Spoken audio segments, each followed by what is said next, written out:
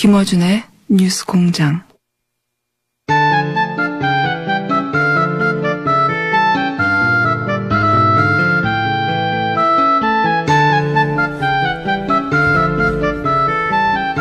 최고 인기 코너 노르가즘 정의당 노회찬 원내대표 나오셨습니다. 안녕하십니까? 안녕하십니까? 자, 이슈가 많습니다. 대표님이 좋아할 만한 이슈가 아주 넘쳐나요. 예, 공장이 좋아할 주문이 많은 거죠.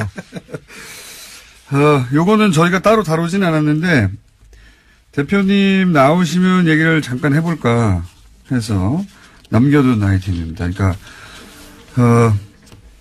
여자 팀 추월 스케이팅, 예, 관련해가지고, 사실 말들이 많습니다. 예. 많고, 이틀 사이에 아주 대단한 분량의 댓글이나 관심들이 폭주하고 있는데, 요 사안 어떻게 보십니까? 예, 굉장히 안타까운 현상인데요. 결국에, 일단 빙상연맹에 모든 분이 다 고생도 하고 수고도 많이 하시는데, 일부 고질적인 문제가 있는 것 같아요. 부회장 말씀하시는 겁니까?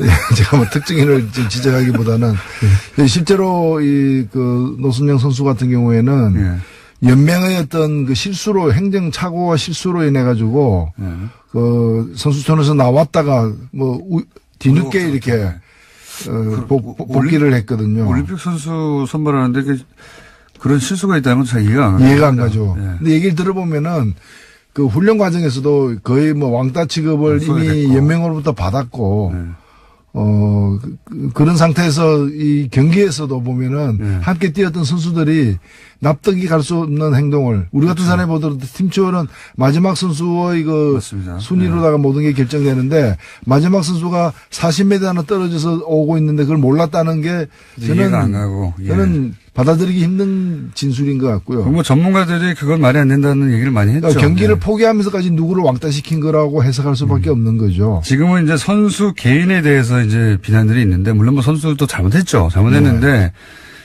공통적으로 전문가들이 하는 얘기는 올림픽에서 그렇게 큰데 4년 만에 한 번 있는 큰 데에서의 작전은 선수 개개인이 마음대로 짜는 게 아니다. 이게 공통적인 지적이에요. 네. 결국은. 그러면 그 코치진 위에 어떤 감독 혹은 그 위에 연맹 이게 계속 책임 단위가 올라갈 수밖에 없는 거죠, 이게. 왜 이렇게 했는가. 이거는 꼭 우리 옛날 이 얘기 중에 콩쥐 파츠 있잖아요. 네.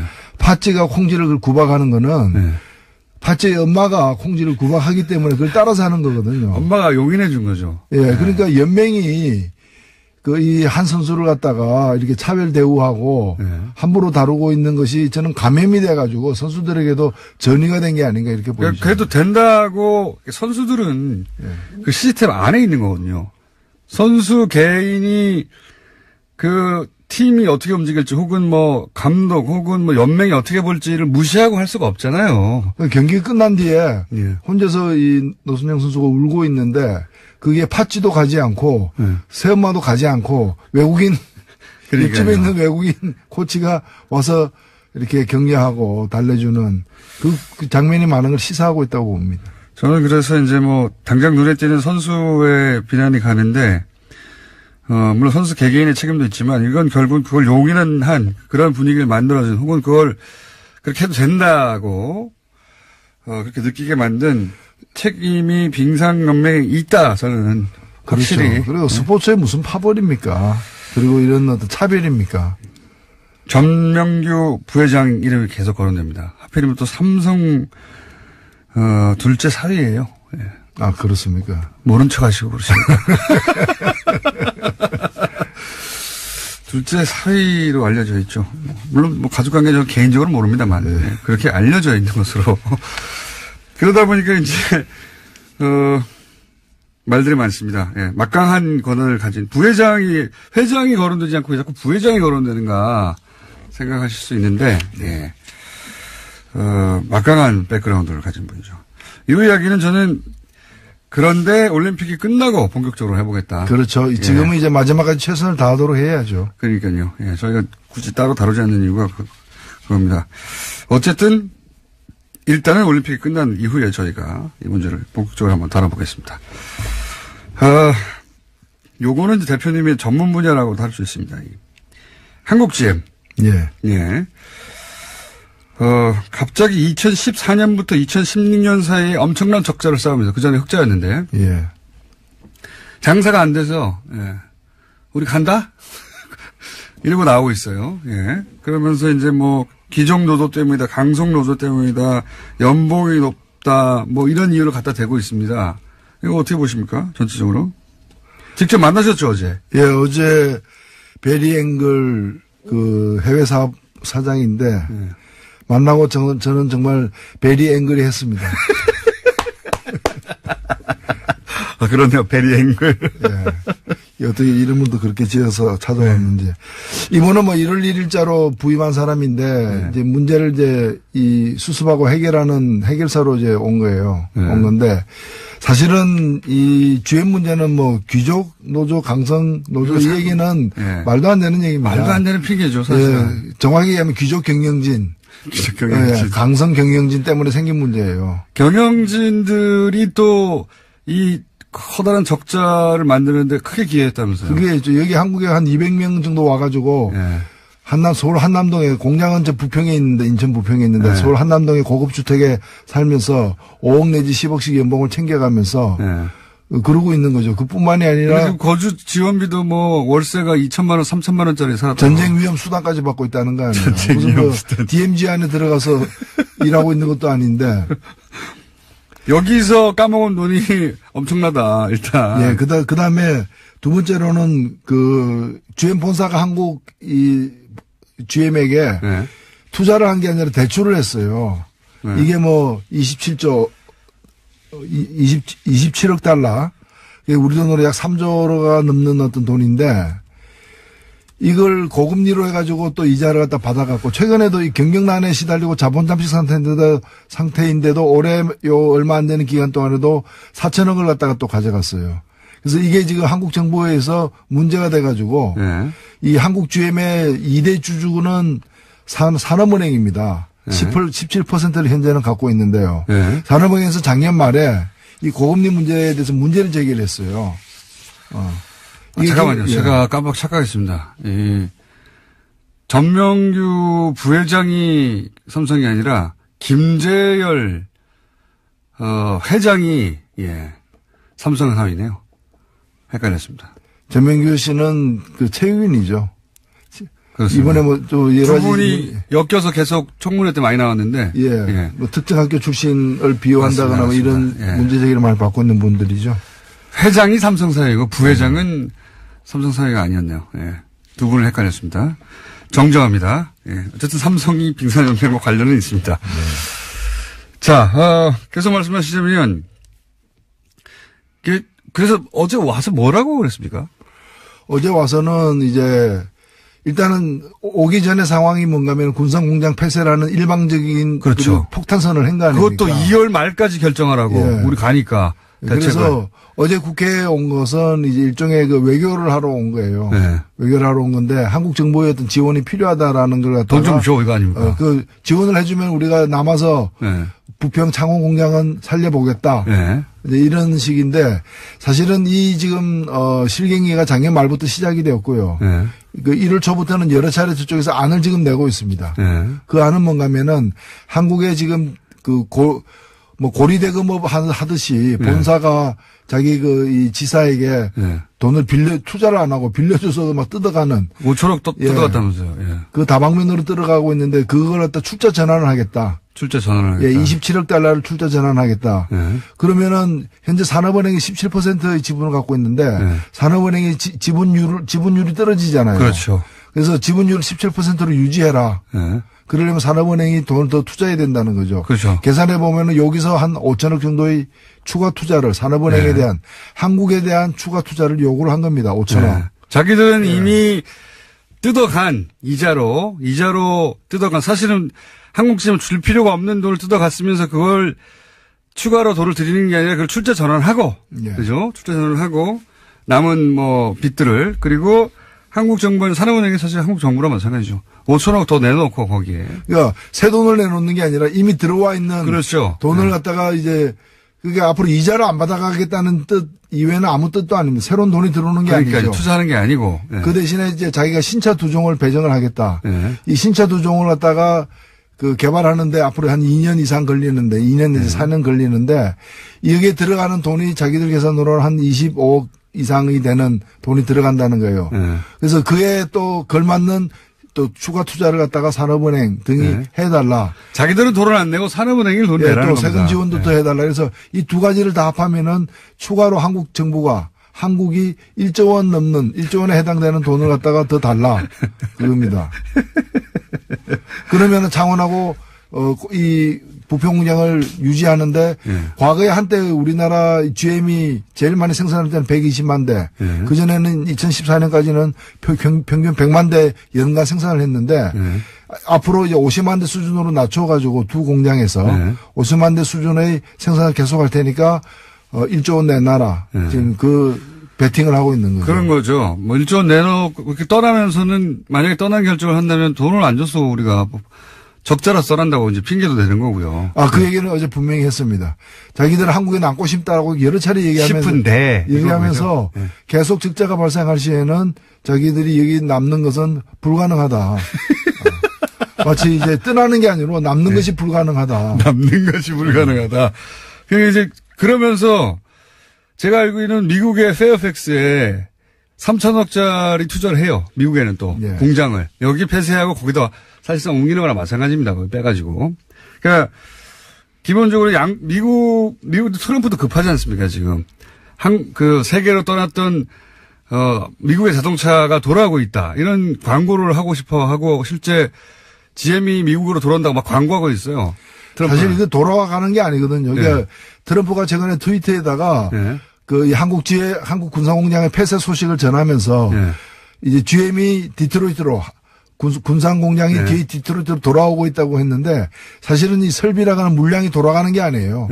어찌 보면 한국에 있는 그 군산 공장에서 생산하던 걸 이제까지 줄여왔는데 글로벌 경영을 하는 GM이 곳곳에서 여러 가지 기술 자기들의 품질의 문제, 가격의 문제 때문에 열세를 면치 못하고 있어요. 경영 실패예요. 그것 때문에 자기 사업장이 해외에서 줄어들고 있는데 마치 이것이 줄어들어서 미국으로 오는 것처럼 거짓말을 하는 거죠. 광을 파는 거죠. 광을 팔면서 아마 GM은 거기도 장사를 하고 있을 거예요. 우리가 말씀하신 작체 문제 때문에 돌아가는 건데 트럼프 대통령이 광고할 기회를 주고 대신 미국에서도 세제 혜택이나 뭐 돈을 받겠죠. 왜냐하면 트럼프 대통령도 지방선거가 급하니까 중간선거가 한국에는 또 동시에 이렇게 돈 안 주면 떠난다 협박하는 거고. 그렇습니다. 정확한 얘기입니다. 돈 줘도 떠날 것 같아요. 저는 한 2년 있다가 한 1, 2년 있다가 호주에서도 그렇게 해가지고 지원했는데 나중에 떠나버렸잖아요. 그렇기 때문에 이제 이 투자에 대한 확약서를 사실 받아야 된다는 얘기도 많습니다. 우리가 이제 일단은 먼저 제기되고 있는 어제 제가 이제 이 베리앵걸 씨에게 얘기를 했습니다. 당신들이 국회에 찾아온 거는 환영하는데 군산 공장 폐쇄하기 전에 찾아왔어야 됐다. 그렇죠. 그래가지고 자기들이 어려움이 있다면 이런 어려움이 있는데 같이 해결하자라고 얘기를 했었어야 됐다. 너무 늦었다. 또 두 번째는 뭔가 하면은 당신들이 여러 의혹이 있다. 어제 그 사람들이 와가지고 노조가 어떻고 이런 얘기 한마디도 안 했어요. 안 통하니까. 안 통하는 거죠. 아니 그 20년 근무해가지고 300만 원 받고 있는데 노조 얘기를 뭐 합니까? 아니 자기 임원들 직감만 월세가 3천만 원이었다는데요. 그러니까요. 그래서 여기 어제 그 와가지고 와온 사람들에게 제가 이거 공동조사단을 만들자. 14단을. 그래서 지금 제기되고 있는 의혹이 뭔가 하면은 GM 본사 내지 다른 해외 공장에서 만든 부품을 우리나라에 보내가지고 완성차 만드는 부분도 있어요. 이때 부품을 갖다 값을 엄청 올려가지고. 그렇죠. 한국 사업장에서 돈을 더 많이 지불하도록 만드는 거. 한국 GM이 손해를 보게 만들고 있죠, 계속. 그 다음에 연구개발했다고 기술을 갖다 갖고 오면서 연구개발하는데 든 돈을 부풀려가지고 뜯어내는. 미국에서 개발하고 있는데 개발비는 우리나라에 된다든가. 그렇죠. 그런 것도 있고요. 그것도 부풀려가지고. 그 다음에 이제 고금리 대출. 완전 말이 안 되는 거죠, 진짜 이거. 아니, 형제간에 돈 빌려줘 놓고, 거기다가 일반인보다 더 많은 이자를 뜯어내는 그런 식인 거죠. 동생이 은행에서 좋은 조건으로 대출받고 있는데 형이 돈을 빌려주고 고금리로 땡겨가는 거예요. 그러니까 아버지가 아들 대학교 등록금을 내면서 그럼 본인이 아버지가 낼 수 있는 거잖아요. 근데 그렇게 안 하고 빌려주는 형식을 취해야 돼. 그 다음에 이걸 고금리로 해가지고. 은행보다 더 훨씬 비싸게. 더 비싸게 하는. 그래서. 악덕 아버지인 거죠. 악덕 아버지. 그래서 이 아들이 내지 않아도 될 돈을 마구 뜯어가면서 아들을 빚 때문에 얹힌 겁니다, 지금 현재. 그래서 제가 이걸 그래서 적자라고. 이 조사를 하는데 노조라거나 다른 주주들, 네. 투자자들도 포함해서 산업은행과 함께 네. 그 한국GM 경영진과 함께 심사를 하자라고 이제 제안을 했어요. 그랬더니 답변이 뭔가 하면은 산업은행하고 자기들이 이 제3자 기관에다가 맡겨서 실사하겠다는 거예요. 그러면서 그 실사할 때 뭐를 실사할 것인지를 산업은행하고 협상하겠다는 거예요. 산업은행도. 산업은행이 자세를 똑바로 갖춰야 돼요. 과거에 론스타나 이렇게 먹튀들 사건들 보면 그쪽 이제 외국 자본만의 문제가 아니라 그 외국 자본이 요구하는 것을 받아주고 거기 보조를 맞춰주고 이익을 공유하거나 하는 소위 검은머리 외국인들이 있었거든요. 그러니까 이런 그 외국 자본들이 우리나라 시스템을 마음대로 할 수 없으니까 그 한국 시스템 내에서 그들을 도와주는 사람들이 꼭 있었어요. 잘 드러나지 않는. 그걸 믿고 있는 게 아닌가 싶기도 한데요. 산업은행은 사실 공적 자금입니다. 그 다루고 있는 돈이. 세금이죠, 세금. 예, 그래서 자기들이 그냥 사기업이 아닌 거죠. 국채은행인데요. 예. 예. 그래서 산업은행이 처음에 GM에 대한 한국 GM에 대한 지분이 28%였어요. 예. 근데 지금은 이제 17%인데 예. 초기에 28%이 시절에는 산업은행의 동의 없이 제2대 주주의 동의 없이 어떠한 사업장도 폐쇄를 못하게 돼 있었어요. 그렇죠. 자산 매각도 안 되고. 예, 근데 지금은 그게 가능하게 돼 있는데 그렇더라도 2대 주주인데 예. 군산공장을 갖다 문 닫겠다고 하는데 산업은행이 반대표 안 던졌다는 거죠. 기권했다는 거예요. 예, 그러니까 기권했다는 건데 산업은행 사실상 동의했다고 볼 수밖에 없죠. 지난 15년간 한국 GM에 소위 이제 미국 경영진들이 뭔가 구워 삶아 놓은 게 아닌가 특정 담당자들이나 특정 그래서 검은 머리 외국인들이 어딘가에 있는 거 아닌가 싶은 의혹이 계속 듭니다. 이렇게 자신있게 배짱을 가지고 튀긴다는 게, 2대 주주가 어떻게 나올 줄 모른다고 치면, 이거 곤란한 거 아닙니까? 그렇죠. 네. 그래서 산업은행도 다급하니까, 네. 이 회사 자체가 지금 무너지는 상황이고, 무너진다기보다 이게 노조가 돈을 많이 요구해서 무너지는 것이 아니라, 노조는 파업 안 할 테니까. 그러니까요. 노조는 떠나지 말라고 하고 있는 거예요. 떠나지 마라. 모든 조건을 받아들이겠다. 네. 임금 동결하겠다. 뭐 하겠다. 벌써 2014년부터 그걸 했어요. 네. 근데 계속해서 물량을 줄이고 경영 실패, 기술 개발 실패 등을 통해서 물량을 갖다가 적자 3조 뭐. 줄여 나가면서 회사가 위험해지니까 작년부터 산업은행도 다급해서 이제 여러 가지 요구를 하기 시작했는데 최근까지 이르도록 저는 산업은행과 그다음에 산자부 등 어떤 우리나라 그 라인들이 계속해서 이제 GM 본사에서까지 날라와가지고 이 사람이 지금 베리앵글이 일주일에 한 번씩 일을 초부터 왔다 그래요, 한국에. 네. 본인 말로는 일주일에 한 번씩 와가지고 여러 안을 던졌습니다. 네. 여러 던데 이걸 갖다가 속으로 끙끙 앓으면서 지고서 어쩔 줄 몰라 하면서 이 2달이 지난 겁니다, 지금까지. 네. 그리고 이상합니다. 갑자기 뒤통수 맞듯이 군산공장 폐쇄라는 일방적 결정을 얻어맞은 거죠. 뭐 산업은행에 계신 분이나 혹은 산자부 쪽에서 억울할 수도 있는데 그런 의혹을 가질 만한 과거의 역사가 있거든요. 그러니까 우려를 할 수밖에 없는 거예요. 누군지는 모르겠는데 혹은 뭐 아예 없을 수도 있지만 그러지 않고서야 이게 왜 이렇게 됐는가 하는 의혹을 가질 수 있는 거죠, 사실.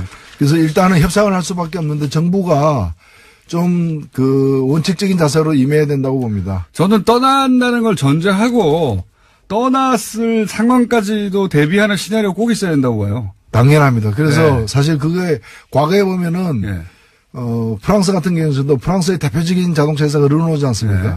르노가 쓰러질 때 국부 유수를 막기 위해서 국영 르노를 일시적으로 인수를 했어요. 인수를 했다가 정상화시킨 뒤에 다시 민영화시키기도 했는데 만일에 떠나려면 호주처럼 그래 떠나라. 그러니까요. 떠나라. 그러면 우리가 이 공장을 갖다 인수해가지고 다른 어떤 자동차 생산 기지로 만들겠다는 식으로. 호주에서는 결국은 협상 결렬을 하고 떠나고 전기 자동차 만드는 전기 자동차 만들었죠. 최근의 일입니다. 바꾼 거거든요. 근데 호주는 그러기 전에 계속해서 호주 정부가 돈을 대주면서 뜯길 만큼 뜯긴 뒤에 당했어요. 사실은 그렇게 전환이 된 거죠. 이게 다른 나라에서 성공 모델을 다시 한국에 적용하는 거거든요. 여러 나라에서 지금 이 짓을 하고 있어요. GM이 돌아가면서. 각국 당국은 사실 갑자기 대량의 실업 문제가 생기고 하니까 뻔히 알면서도 조금 더 잡아두고 하면서 그 사이 대책을 세우거나 마음을 돌려보려고 하는 거거든요. 근데 사실 볼모로 잡힌 면이 있어요. 일자리 때문에. 맞습니다. 근데 호주처럼 말이 통하는 나라도 안 봐주지 않습니까? 자기들 뿌리가 같은데 안 봐줘요. 안 봐주고 가는데 우리가 무슨 대단한 인연이 있다고. 그렇기 때문에 저는 이 GM을 다루기 위해서 협상은 해야 되는데 우리도 당근과 채찍을 다 들고 해야 되는 것이고. 맞습니다. 그리고 지렛대가 있어야 되기 때문에 그것이 그 경영 악화의 원인이 뭔지에 대해서. 그러니까요.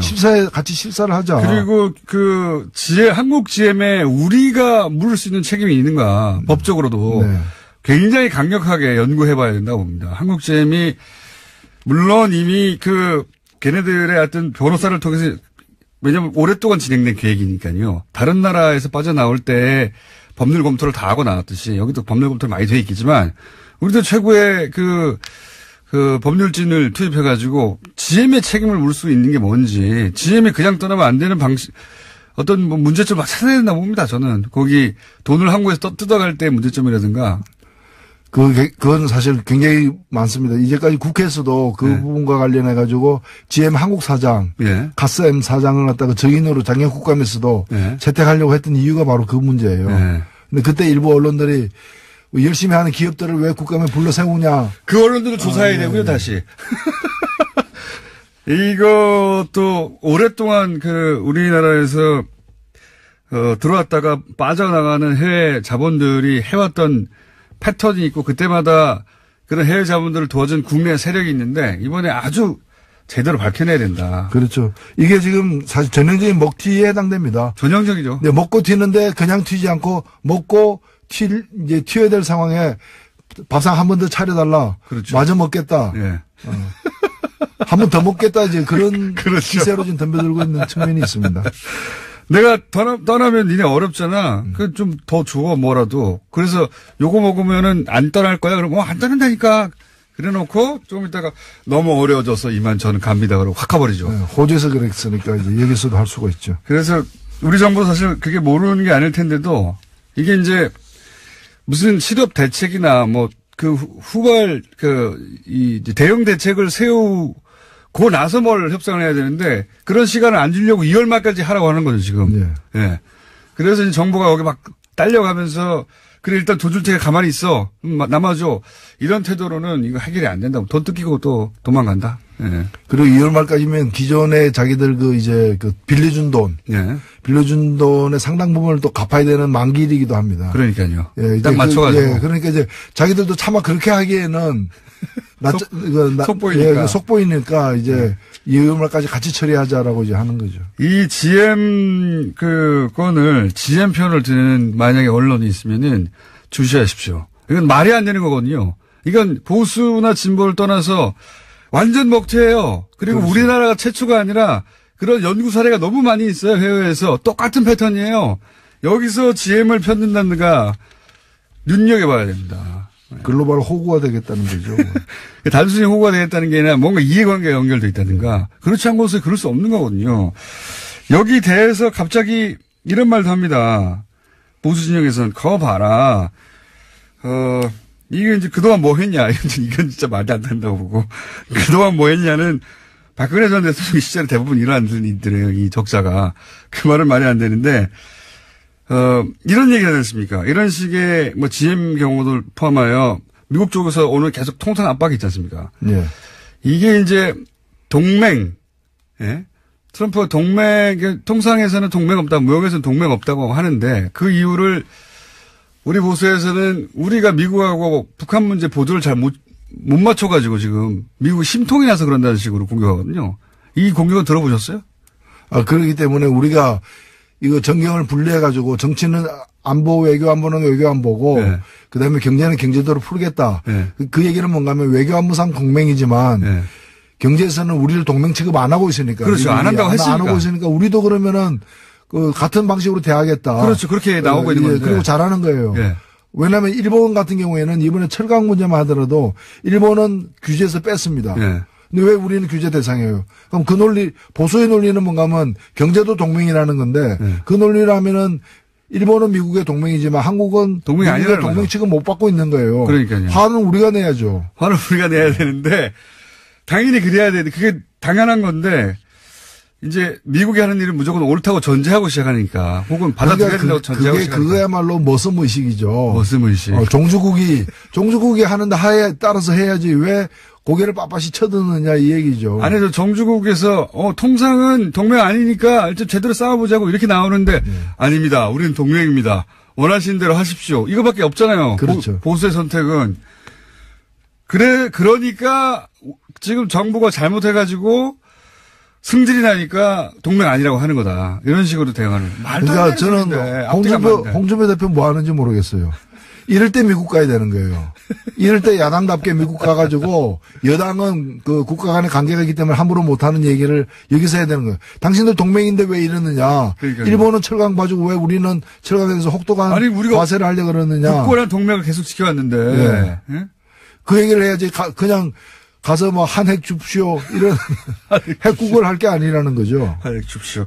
저는 이 보수의 논리가 말도 안 된다고 생각하는데 이걸 은밀히 했으면 또 모르겠어요. 대놓고 말하잖아요. 동맹 아니라고 경제에서는. 통상은 동맹 아니라고 대통령 입으로 계속 말하는데 여러 나라에 대해서 우리나라를 포함해서. 그런데 우리가 동맹인데 어떻게 똑같이 상대할 수 있느냐 대응할 수 있느냐 이게 말이 됩니까? 이게 뭐 대한민국이 미국을 먹여 살리기 위해서 존재하는 것처럼 얘기를 해서는 안 되죠. 자, 마지막 이야기 하나만 해볼까요? 서울시장 선거 어떻게 될 것 같습니까? 안철수 대표 출마할까요? 안철수 대표 출마하면 노회찬 대표 출마합니까? 1대1로 하면 이기죠, 제가. 꼭 그걸 제가 뭐 얘기해야 합니까? 그럼 안철수 대표는 저기 자유한국당 후보하고 뭐 단일화하거나 연대하고 또 노회찬 대표는 박원순 서울시장하고 시장님 물러서시죠. 제가 하겠습니다. 이렇게 딜이 되는 거 아닙니까? 1대1 하면. 아니요, 뭐 1대1로 하면 누가 나가도 이기겠죠. 웬만하면 이긴다고 봅니다. 혹시 나가실 계획은 있으십니까? 예? 나가실 계획은 있으십니까? 1대1이 되면요. 1대1이 되면. 서울시장 되시면 재밌을 것 같아요. 서울시장 되셔도, 예, 여기 고정 출연해 주십시오. 오늘 여기까지 하겠습니다. 정의당의 노회찬 원내대표였습니다. 감사합니다. 여기가 서울시장 산하 있죠? 그렇죠. 산하입니다. 예. 없애지 말아주세요. 자, 감사합니다. 네, 감사합니다.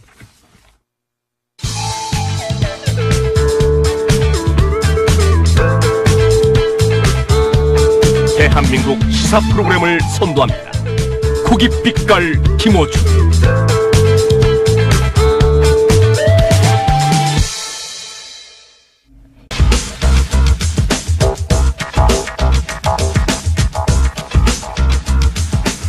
자, 과학 같은 소리 하고 있네. 이런 의미죠. 원종우 씨 나오셨습니다. 네, 안녕하세요. 저 오늘 말이죠. 어쩌다 보니까 10분이 넘는 시간이 확보돼 있어요. 13분 가까운 네. 엄청나게 긴 시간이. 보통 뭐 6, 7분 정도에서 초반에는 15분 정도 확보됐다가 점점 줄어가지고. 네, 이게 준비를 할 수가 없어요. 준비한 거를 말을 못해서 좀 짧게 하면 이렇게 되고. 네. 어떻게 채울 수 있을지 방송 분량을. 제가 알 바 아니고요. 네. 오늘 지난 시간에 이제 그 우주정거장 사자고. 네, 플랜 ISS에게. 네, ISS. ISS가 뭐의 약자입니까? 스페이스쉽이고. 인터내셔널 스페이스 스테이션입니다. 스테이션? 네. 인터내셔널. 국제우주정거장. 이게 매물로 나올 때 10조 정도 된다고 그랬던가요? 1년에 3조 정도라고. 1년에 3조는 한 번에 다 사는 것도 아니네요. 좀 이상하게 좀 확인을 해봐야 될 것 같은데, 저쪽에. 네. 그래서 아무튼 한 7, 8년 정도는 우리가 4대강 예산으로 충분히 운용할 수 있지 않을까. 4대강 예산을 여기다 부으면 7, 8년을 쓸 수 있군요. 이건 다른 나라하고 같이 쉐어해가지고, 예. 네. 국제 플랜 ISA 같은 거 하면 또 가능할지도 모르겠네요.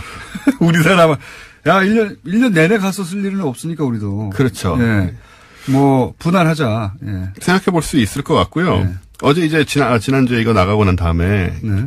저 과학계에서도 환영하는 찬성의 지지에. 당연히 하겠죠. 돈을 언제 어떻게 모으냐 이거예요, 돈을. 그렇죠. 근데 이제 우리가 산다고 그랬잖아요. 그래서 우리한테 좀 이렇게 기대는 느낌이 좀 있는데 그런 식으로는 구입할 수 없습니다, 여러분. 그러니까 이거는 제가 보기에는 일단 플랜 다스에게를 성공시킨 다음에 그걸 외신에 내서 사람들이 알게 한 다음에 국제 플랜 다스에게 협회를 만들고 거기서 국제적으로 자체적인 이 우주정거장을 갖지 못한 네. 그러나 경제 규모는 되는 세계 한 20여권 나라권의 나라 국민들하고 이렇게 협조해가지고 우리 여름에 쓸게 겨울에 쓰라든가 저는 같이 쓰자든가 실제로 이제 큰 망원경들 프로젝트는 다 그렇게 진행하고 있거든요. 맞습니다. 나눠서. 예, 나눠서 하거든요. 네. 그걸 이제 플랜 다스의 개로. 플랜 ISS에. 네, ISS의 개. 네. 플랜 땡땡의 개가 이게 국제적인 운동이 될 수 있도록. 네. 예. 얼토당토하는 꿈을 꾸면서 자 오늘 주제는 뭡니까? 오늘 주제는 좀 공장장님이 예민하게 반응할 내용이 아닐까. 뭡니까? 공장장님이 우리나라의 대표적인 좀 프로 고기러 이런 사람이잖아요. 프로 고기러. 네. 저만 그런 게 아니라 저는 이제 방송에서 말을 할 뿐이고 그런 사람들 많이 있습니다. 체질적으로 육류가 땡기는 사람들. 아침부터 고기를 드시잖아요. 방송 끝나고 삼겹살 먹으러 가고 그러잖아요. 뭐 잘못이에요, 음식인데. 잘못은 아닌데 이상하죠. 어느 시간대에 먹는 음식이 따로 있는 게 아니에요. 사람들이 고정관념 버려야 됩니다. 그러니까 딴 사람들은 속이 안 좋거든요. 왜요? 음식인데. 느끼하고. 평생을 그렇게 살아서 이제 일반인의 삶을 잘 모르시는 것 같은데. 저는 이렇게 육류를 많이 먹어서 이제 혈관 질환들을 우려하고 그러는데. 네. 저는 혈관 검사해보고 깨끗해요. 체질이 맞습니다. 네. 네, 어쨌든. 예. 이 세금 중에 죄악세라는 게 있잖아요. 소위 말하는 술, 담배, 도박 이런 것처럼 사회적으로 필수적이지 않고 나아가 해가 되는 것들에 부과되는 세금이 있는데 요즘 유럽에서는 우리가 먹는 고기에 이 죄악세를 부과해야 된다. 이런 움직임이 아주 고기가 무슨 죄가 있다고 죄악세 이 사람들이 정말 발끈할 줄 알았어요 제가. 이걸 우리가 들고 온 건데요 오늘. 고기가 무슨 죄가 있어요 고기가. 그러니까 이제 설명을 좀 드려볼게요. 왜 죄악이라고 얘기를 하느냐. 이게 뭐 죄 없는 동물을 죽이고 그런 이유를 내세우는 건 아니고요. 네. 바로 이 가축 사육이 기후 변화의 주요 원인 중에 하나다.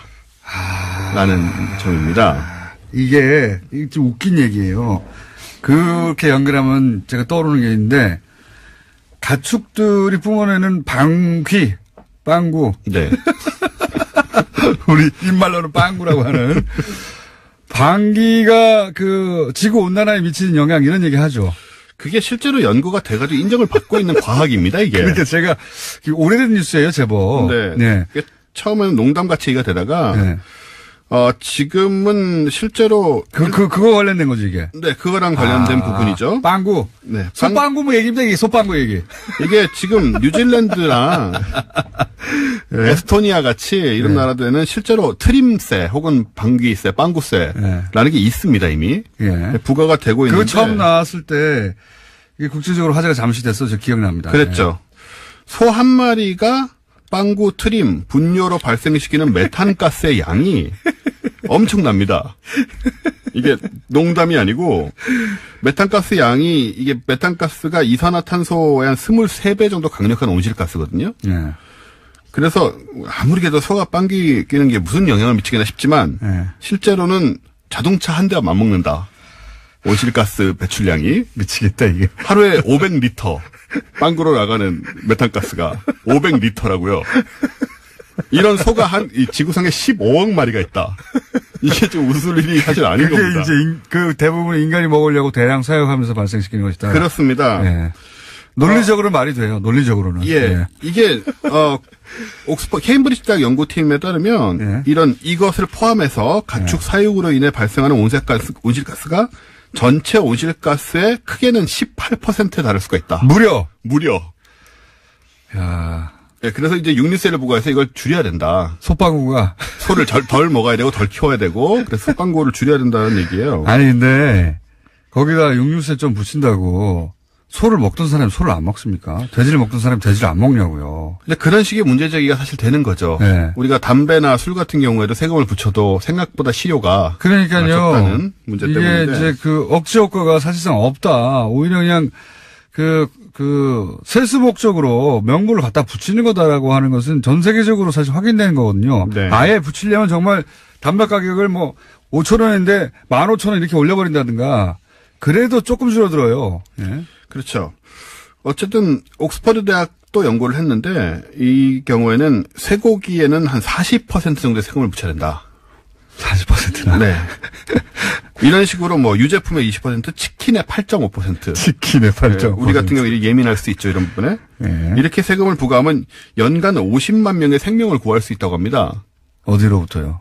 온실가스로 인한 모르겠어요. 정확하게 자세히 안 봐서 저도. 네. 근데 아무튼 이 세금을 이렇게 붙이면 연간 50만 명의 생명을 구할 수 있다는 게 옥스퍼드 대학 연구팀의 연구예요. 50만 명을 살릴 수 있답니다. 그러면은 그런 식으로 그 육류 소비에 관련된 그 세금을 40%까지 붙이면 네. 그럼 제가 보기에는 많은 가축 농가 중에 망할 거라고 보는데. 예? 그렇죠. 위축되거나. 이게 예, 굉장히 어려운 문제가 뭐냐면 일단 육류 소비 통계를 보면요. 네. 당연히 미국이 1인당 연간 육류 소비량이 1입니다. 네. 1년에 89.7kg을 먹습니다. 1인이 한 사람이. 네. 89.7kg. 뭐 저하고 예, 크게 그렇죠. 차이가 나지 않는 것 같네요. 국내내님은 좀 특이한 케이스니까 예. 예외 케이스죠. 예. 우리나라는 51.3kg이라 사실 OECD 국가 평균보다 적어요. 예. 예, 그리고 돼지고기를 많이 먹고 근데 미국이 89.7kg을 먹는 데 비해서 고기를 세계에서 가장 적게 먹는 나라는 방글라데시입니다. 예. 1인당 연간 소비량이 2.1kg밖에 되지 않아요. 거기는 종교 때문에 그런 거 아닙니까? 근데 뭐 사실 다른 고기들은 먹을 수 있으니까 여기 회교 국가니까 예를 들어서 뭐 양고기라든가 치킨조차도 포함해서 하는 얘기니까 2.1kg이면은 공장장님이 한 자리에서 먹는 양보다 적을 수 있습니다. 한 잔이 아니고요. 하루 소비량 정도. 예. 아침, 점심, 저녁. 그들 1년 소비량과 저희 하루 소비량이 비슷하다는 거죠. 예. 그러니까 이게 미국하고 40배 차이가 나는 건데 이상 육류세를 이제 전 세계적으로 부과하는 분위기가 되면 미국 내에서도 마찬가지지만 가난한 사람들 이 고기를 더 못 먹게 되는 그렇죠. 그런 상황이 벌어질 수 있다는 게 소위 비닉빈 부익부 고기와 관련돼서 네, 그런 상황이 벌어질 수 있다는 우려가 있는 육류가 거죠. 너무 많이 먹으면 나쁜 것이지 육류 자체의 그 식습관이 전혀 고기만 안 먹고 풀만 먹어도 문제예요. 라고 저는 주장하는데. 그렇습니다. 일단 단백질 섭취와 관련된 문제가 생길 수 있다. 기본적으로 인간이 지금의 두뇌를 가진 게 단백질을 익혀 먹으면서 두뇌 용량이 급속도로 증가했다. 이게 이제 연구 결과거든요. 그렇죠. 인간의 이런 있습니다. 사고를 할 수 있게 만든 그 육류를 이제 거부하게 되는 거죠. 거꾸로 역설적입니다. 예. 그리고 이 육류세 주장에는 우리가 기후변화 얘기도 있지만 요즘 들어서 좀 가진 관념 있잖아요. 꼭 우리가 고기를 먹어야 되나. 뭐 그런 회의주의적인 고기에 대한 고기 회의주의자들이 있어요. 그런 시각들이 좀 많이 생겼기 때문에 채식주의자도 옛날보다 많아졌고 특히 이제 많은 가축을 길러서 도살해 먹는 어떤 이런 행위를 비판적으로 보는 시각이 좀 형성이 됐잖아요. 그건 맞아요. 그래서 도살의 과정에 대해서 과거에 신경 안 쓰다가 가능하면 그 동물 복지 관점에서 고통 없이 깨끗하게 뭐 이렇게 도축의 과정 전체를 또 엄격하게 관리해야 된다 얘기 나오죠. 하지만 그거하고 아예 고기에 세금을 매겨야 된다는 얘기. 방법이 이거밖에 없습니까? 세금밖에? 예를 들어서 그 정도 돈을 들여가지고 예를 들어서 그 소방구를 이렇게 처리하는 기계. 가스를 모아가지고, 쉽지 않을 것 같은데요. 그 소마다 15억 마리의 소마다 달아야 되잖아요, 따로. 개인적으로 다른 게 아니라, 개별적으로 다른 게 아니라 이렇게 큰 도움을 설치해서 뭐 그런 거. 다 이렇게 경고하면 나와요. 빵구 흡수 도움을 농장마다. 그러니까요. 크게 흡수하게 해가지고 쭉 빨아들여가지고 그 자체적으로 그 농장에 필요한 에너지를 자체 생산하게 한다든지 작업자적으로. 네. 얼마나 건전한 발상입니까? 이렇게 연구를 해야지 어떻게 세금을 때려가지고 지금 이거 해결하려고 그래요. 역시 굉장히 분노하시네요. 이거 옳지 않아. 그 인간은 원래부터 잡식이에요. 네, 인간은 잡식이죠. 네. 토끼가 아니에요. 소도 아니고 채식 동물이 아니란 말이죠. 굉장히 많이 분노하셨습니다. 네. 근데 사실 이런 게 우리가 딜레마인 거예요. 스타트랙 같은 미래 배경 SF에 보면 이 음식 합성을 해서 먹기 때문에 이 우리가 고기를 실제로 먹는 이런 거를 되게 미개하게 보기도 하거든요. 300-400년 후의 세계니까. 300-400년 후에도 저는 그렇게 되지 않을 거라고 보는 게 단순히 고기가 주는 영양분 때문에 고기를 먹는 게 아니라 우리 DNA에 아주 조상부터 고기를 씹어 먹으면서 느끼던 쾌감 같은 게 머리에 박혀 있어요. 그걸 어떻게 불과 100년, 200년 다 없애버립니까? 예, 그건 아니다. 예. 과학자들은 뭐랍니까? 과학자들은 사실 뭐 별로 얘기 안 하죠. 지금 당장 이 상황에 대해서. 근데 그러니까 기본적으로 기후 변화 때문에 이러는 거니까 그것은 인정할 수밖에 없는 게 지금 다 통계랑 이제 연구 결과가 나와 있으니까. 기후 변화를 걱정해서라면 기후 변화에 대한 좀 더 근본적인 대책적으로 접근하는 게 맞지 않느냐. 그런 대책도 세우고 있긴 하죠. 다 아시다시피. 동시에 이것저것. 또 고기도 못 먹게 해야 된다. 고기도 좀 줄여야 되지 않느냐. 이게 사실 틀림없이 채식주의자 과학자들 연구한 거예요. 나쁜 사람들이야 아주. 아까 말씀하신 것처럼 뭐 도움까지는 아니더라도 기본적으로 분뇨를 통해서 메탄가스 채집하고 이런 기술은 이제 준비를 하고 있고요. 플랜 육식의 개를 해서 소빵구 연구를 우리가 합시다. 육식인끼리. 육식인. 뭐만 나오면 플랜 무슨 개를 하자고 이분들이 지금 육식인으로서 말합니다. 플랜 육식의 개를 해서 우리가 소빵구를 연구해서 대책을 내놓읍시다. 그리고 사실 이 고기 좋아하는 사람들한테는 이 고기를 담배나 이런 거랑 똑같이 얘기하는 건 좀 기분 나쁜 일이죠. 정말 그런 식의 죄악이라고 얘기할 수 있느냐. 우리가 먹는 그렇죠. 건데. 네. 우리 여기까지 해야 되겠네요. 예. 네. 그래서 한번 두고 보죠. 어떻게 되는지. 원정우 씨였습니다. 감사합니다. 감사합니다. 내일 뵙겠습니다. 안녕.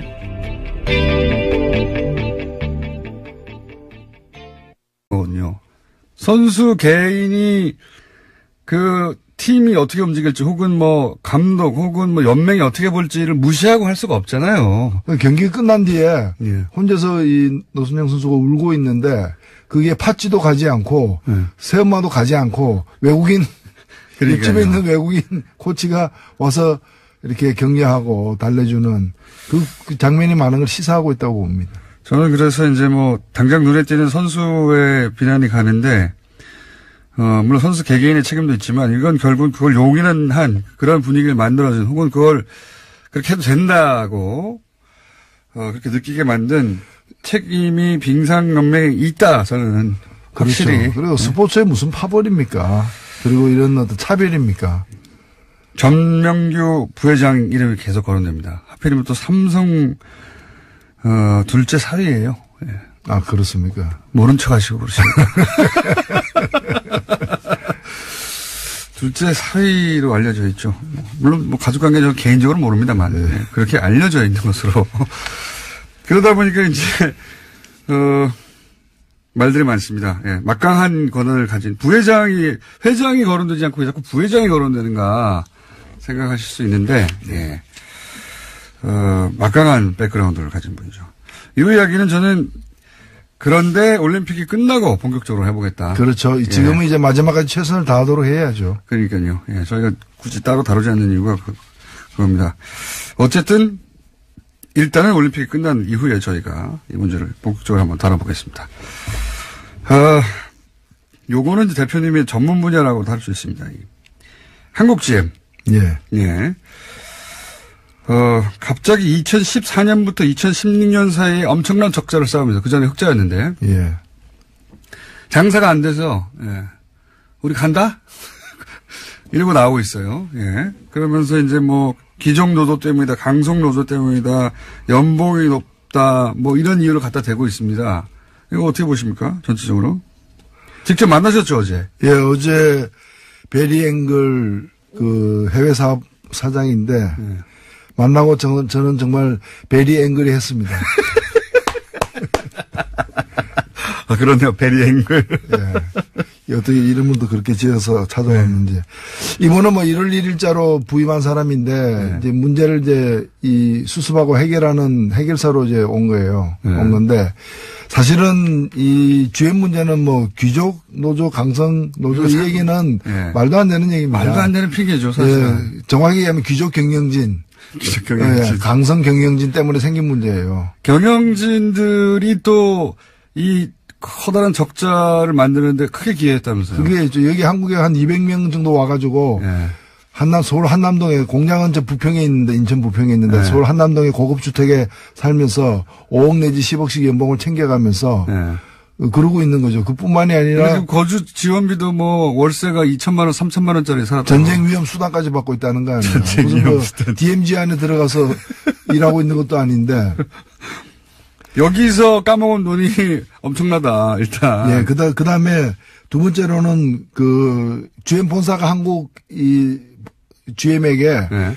투자를 한 게 아니라 대출을 했어요. 네. 이게 뭐 27억 달러.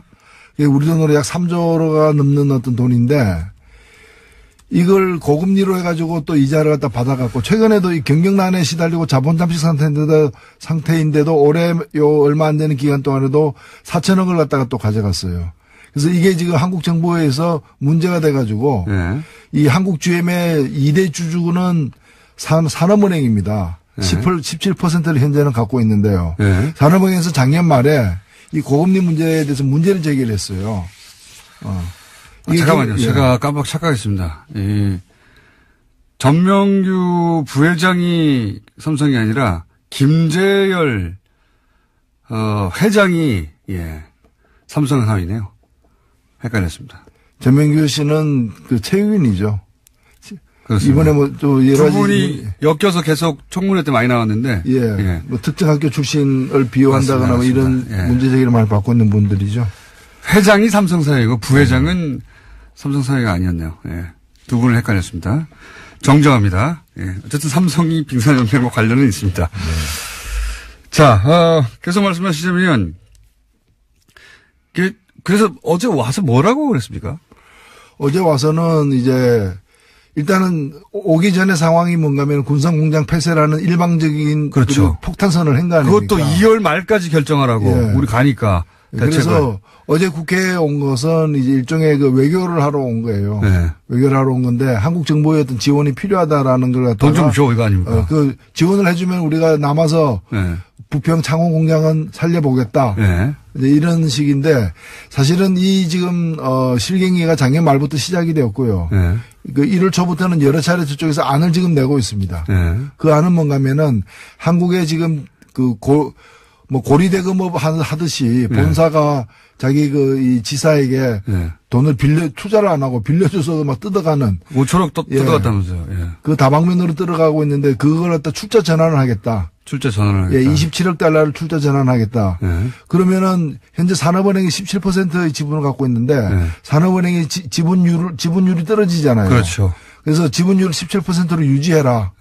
그러려면 산업은행이 돈을 더 투자해야 된다는 거죠. 그렇죠. 계산해 보면은 여기서 한 5천억 정도의 추가 투자를 산업은행에 대한 한국에 대한 추가 투자를 요구를 한 겁니다. 5천억. 자기들은 이미 뜯어간 이자로 뜯어간 사실은 한국지는 줄 필요가 없는 돈을 뜯어갔으면서 그걸 추가로 돈을 드리는 게 아니라 그걸 출자 전환하고 그죠? 출자 전환을 하고 남은 빚들을 그리고 한국 정부는 산업은행이 사실 한국 정부랑 마찬가지죠. 5천억 더 내놓고 거기에. 그러니까 새 돈을 내놓는 게 아니라 이미 들어와 있는 그렇죠. 돈을 갖다가 이제 그게 앞으로 이자를 안 받아가겠다는 뜻 이외에는 아무 뜻도 아닙니다. 새로운 돈이 들어오는 게 아니죠. 투자하는 게 아니고. 그 대신에 이제 자기가 신차 두 종을 배정을 하겠다.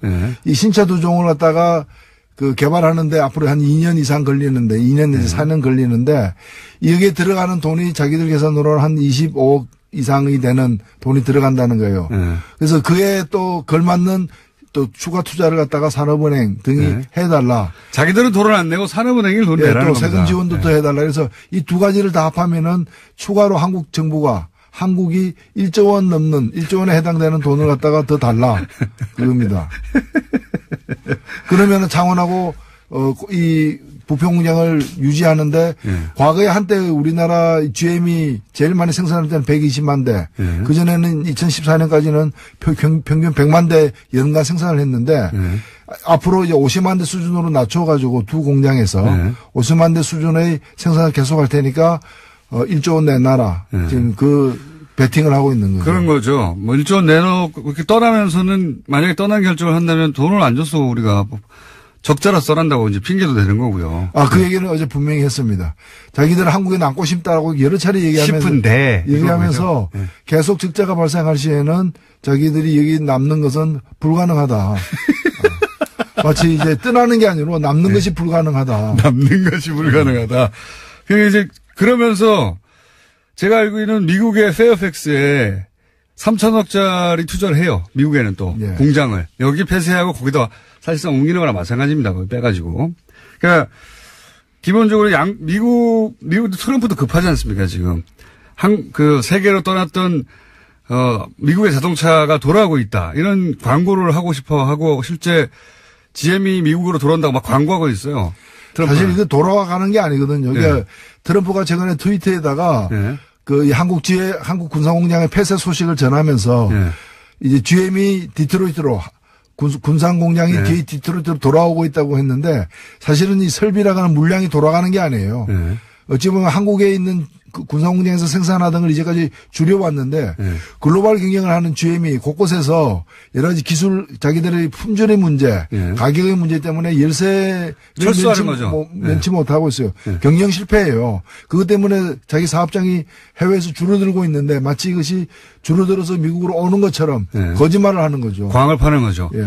광을 팔면서 아마 GM은 거기도 장사를 하고 있을 거예요. 우리가 말씀하신 작체 문제 때문에 돌아가는 건데, 트럼프 대통령이 광고할 기회를 주고 대신 미국에서도 세제 혜택이나 뭐 돈을 받겠죠. 네. 예. 왜냐하면 트럼프 대통령도 지방선거가 급하니까, 중간선거가. 한국에는 또 동시에 이렇게 돈 안 주면 떠난다 협박하는 거고. 그렇습니다. 정확한 얘기입니다. 돈 줘도 떠날 것 같아요, 저는. 한 2년 있다가, 한 1, 2년 있다가. 호주에서도 그렇게 해가지고 지원했는데 나중에 떠나버렸잖아요. 예, 그렇기 때문에 이제 이 투자에 대한 확약서를 사실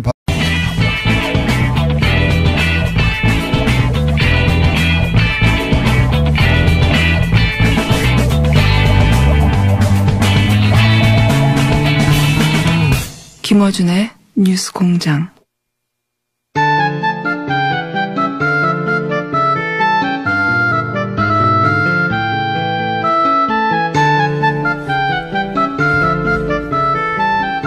최고 인기 코너 노래가전 정의당 노회찬 원내대표 나오셨습니다. 안녕하십니까? 안녕하십니까? 자, 이슈가 많습니다. 대표님이 좋아할 만한 이슈가 넘쳐나요. 예, 뭐 공장이 좋아할 주문이 많은 거죠. 요거는 저희가 따로 다루진 않았는데 대표님 나오시면 얘기를 잠깐 해볼까 해서 남겨둔 아이템입니다. 그러니까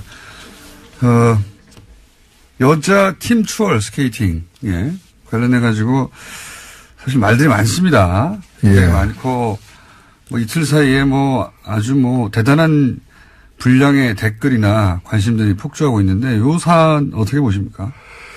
예, 굉장히 안타까운 현상인데요.